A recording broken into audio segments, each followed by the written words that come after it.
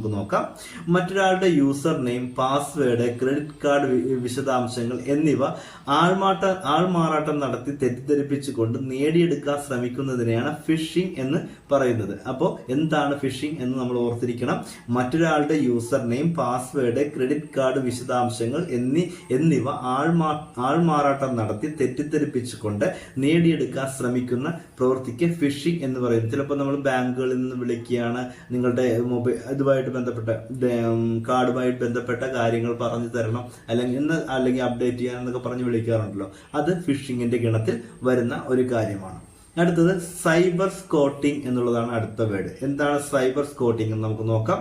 പ്രശസ്തമായ വെബ്സൈറ്റുകളുടെ ഡൊമൈൻ നാമത്തിൽ സതുദ്ദേശമുള്ള ഡൊമൈൻ നാമം സൃഷ്ടിച്ചുകൊണ്ട് ഉപഭോക്താക്കളെ ആകർഷിച്ച് സാമ്പത്തിക ലാഭം നേടുന്നതിനെയാണ് സൈബർ സ്കോട്ടിംഗ് എന്ന് പറയുന്നത്. അപ്പൊ എന്താണ് സൈബർ സ്കോട്ടിംഗ്? പ്രശസ്തമായ